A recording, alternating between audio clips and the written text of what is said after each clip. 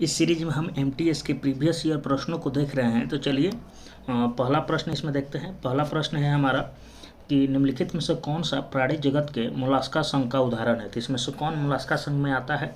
तो octopus Mollusca संघ में आता है। अगले प्रश्न की तरफ बढ़ते हैं। प्रश्न संख्या 2 है, निम्नलिखित में से किस बंदरगाह को डायमंड हार्बर के नाम से जाना जाता है? तो डायमंड हार्बर के नाम से किसको जाना जाता है? तो कोलकाता बंदरगाह को जाना जाता है। ऑप्शन 4 सही है। अगले प्रश्न की तरफ बढ़ते हैं।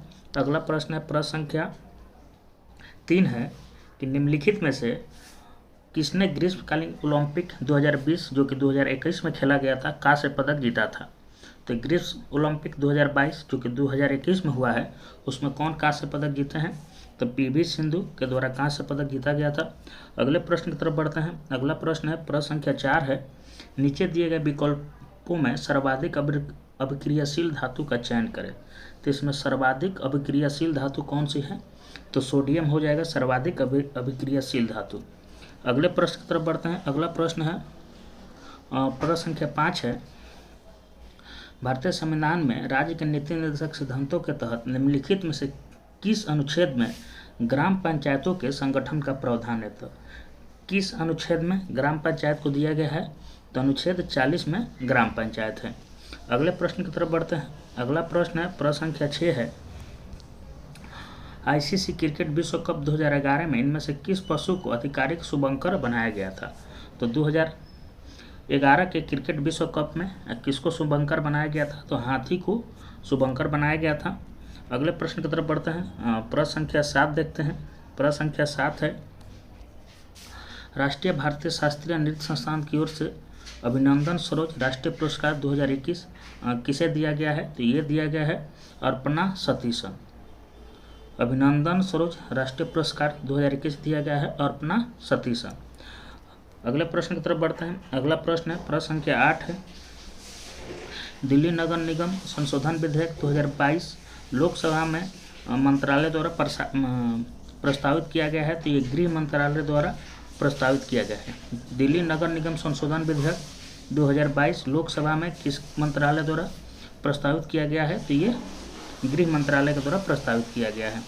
अगले प्रश्न की तरफ बढ़ते हैं। प्रश्न संख्या 9 है, निम्नलिखित में से कौन औरंगजेब के अधीन मुगल वास्तुकला का उदाहरण है? इसमें से कौन है जो औरंगजेब के मुगल वास्तुकला का उदाहरण है? तो मोती मस्जिद दिल्ली में जो है औरंगजेब के अधीन मुगल वास्तुकला है।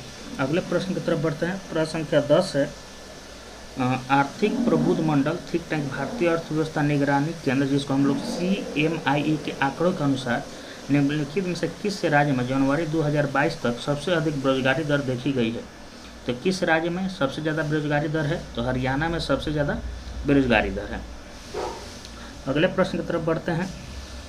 प्रश्न संख्या 11 है, भारतीय निशानेबाज और स्वर्ण पदक विजेता अभिनव बिंद्रा की आत्मकथा पुस्तक कौन सा है? तो अभिनव बिंद्रा की आत्मकथा पुस्तक कौन सी है? तो a shot at history, a shot at history Abhinav Bindra की आत्मकथा है।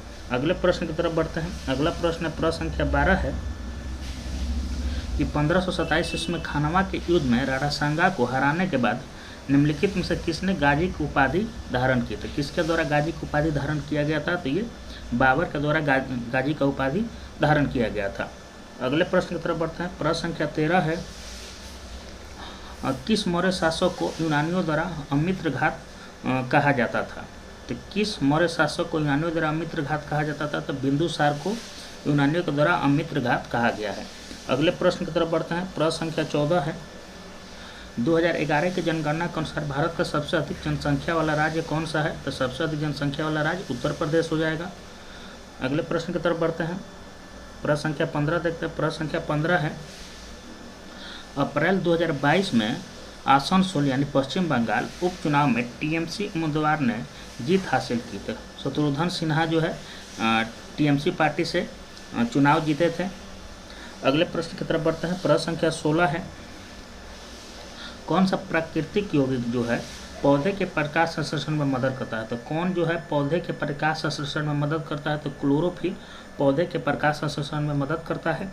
अगले प्रश्न की तरफ बढ़ते हैं। प्रश्न संख्या 17 है, निम्नलिखित में से किस सामाजिक धार्मिक समुदाय की स्थापना राजा राम मोहन राय ने की है? तो राजा राम मोहन राय के द्वारा किसका स्थापना किया गया है? तो ब्रह्मो समाज का स्थापना किया गया है। अगले प्रश्न की तरफ बढ़ते हैं। अगला हमारा प्रश्न है, प्रश्न संख्या 18 है कि निशा गद्दी उत्सव भारत के किस राज्य में मनाया जाता है? निशा गद्दी उत्सव भारत के किस राज्य में मनाया जाता है? तो यह मनाया जाता है केरल में। चलिए अगले प्रश्न की तरफ बढ़ते हैं। प्रश्न संख्या 19 है, भारत में संविधान के अनुसार भारत में राज्य विधानसभा का कार्यकाल कितना होता है? जो भारत में राज्य विधानसभा है उसका कार्यकाल कितना होता है? तो 5 वर्ष होता है। ऑप्शन ए सही हो जाएगा। अगले प्रश्न संख्या 20 है, भारत और श्रीलंका डांस बनाने वाले टापुओं को एक समूह से जुड़ा हुआ है। भारत और श्रीलंका किसका द्वारा जुड़ा हुआ है? तो एडमस सेतु के द्वारा जुड़ा हुआ है।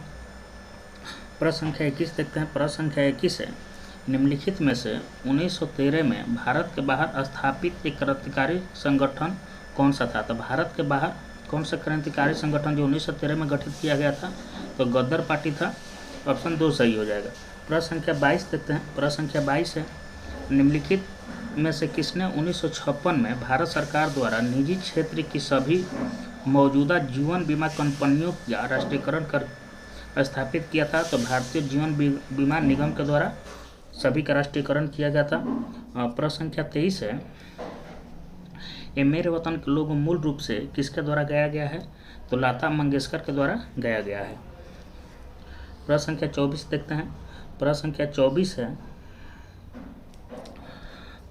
मोना एक ऐसा महासागर के बारे में लिखती है जो उत्तरी अमेरिका के यूरोप से अलग करते, इस महासागर का नाम बताए। तो उत्तरी अमेरिका के यूरोप से कौन सा महासागर अलग करता है? तो अटलांटिक महासागर अलग करता है। प्रश्न संख्या 25 देखते हैं। प्रश्न संख्या 25 है, पंथी नृत्य शैली का संबंध भारत के किस राज्य में है?